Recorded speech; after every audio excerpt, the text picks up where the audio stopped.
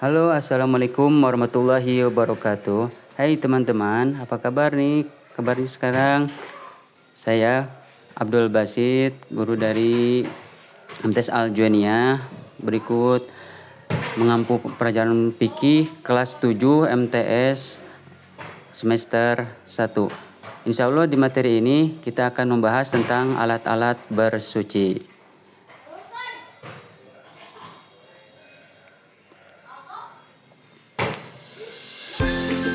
Baik, yang pertama ada pengertian bersuci, bahwa bersuci itu dalam bahasa Arabnya disebut dengan toharoh. Istilah toharoh dari segi bahasa berarti membersihkan diri, pakaian, tempat, dan benda-benda lain dari najis dan hadas dengan tata cara yang ditentukan oleh syariat Islam. Nah, kemudian selanjutnya ada perbedaan bersuci dan membersihkan. Di sini kita bisa dilihat ada unsur-unsurnya. Di sini unsur-unsur tersebut yang pertama ada menyertakan niat.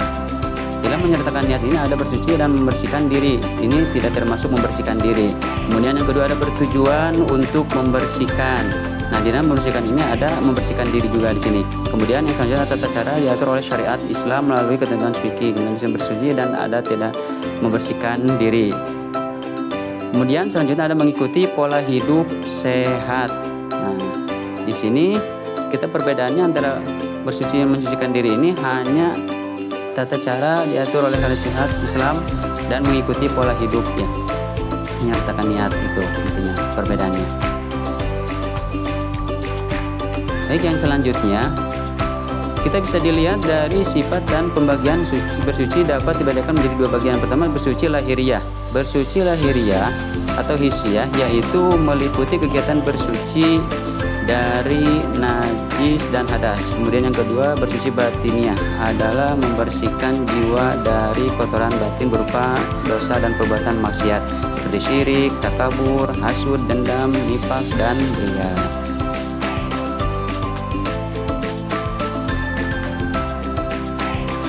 Baik, yang selanjutnya di sini ada dasar hukum bersuci. Dalam dasar hukum bersuci ini bisa dilihat dalam Quran surat Al-Baqarah ayat 222 dan Quran surat Al-Maidah ayat 6. Di situ kalian bisa dilihat ya dalam Al-Qur'an, kalian buka dan hafalkan, kemudian bisa dipahami dengan seksama.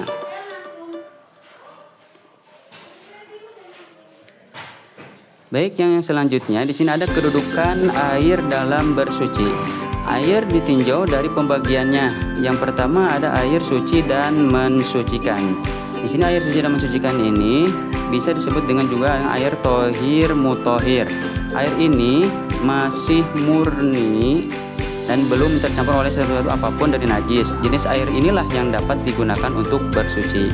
Nah, ini dalam pembagian ini ada air hujan, ada air sumur, ada juga air sungai, kemudian air salju, kemudian air laut, air embun, dan air mata air.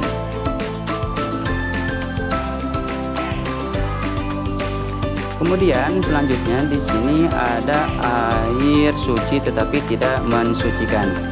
Di sini air suci tetapi tidak mensucikan bisa dibilang at-tohir goyer mutohir, yakni air yang halal diminum tetapi tidak sah jika untuk bersuci. Contohnya adalah air buah-buahan atau air kelapa, kemudian air yang dikeluarkan dari pepohonan atau nira, kemudian air suci yang tercampur benda-benda suci lain atau air teh, air kopi.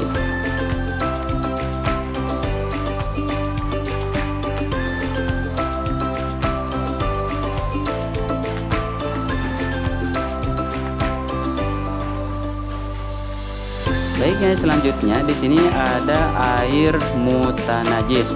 Di sini air mutanajis ini yaitu air yang terkena najis. Air ini tidak halal untuk diminum dan tidak sah apabila digunakan untuk bersuci. Kemudian ada air yang sudah berubah warna, bau, dan rasanya karena terkena najis. Kemudian ada air yang belum berubah warna, bau, dan rasanya tetapi jumlah air sedikit atau kurang dari 2 kula atau kurang lebih 216 liter.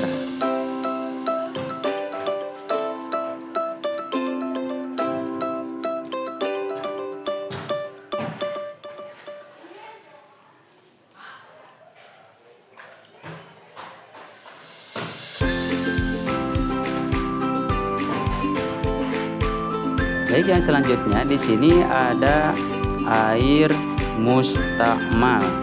Air mustakmal di sini yaitu air sedikit ukurannya atau kurang dari 2 kulah dan bekas pakai telah digunakan untuk bersuci walaupun tidak berubah warnanya. Nah, ini otomatis disebut air mustakmal. Kemudian ada juga air musyamas. Nah, di sini air musyamas yaitu air yang makruh dipakai bersuci. Yang termasuk jenis air ini adalah air yang dijemur atau terkena panas matahari dan disimpan dalam bejana atau bak penampungan wadah yang bisa berkarat selain dari emas dan perak. Itu ya. Itu disebut air mustakmal dan air musyamas.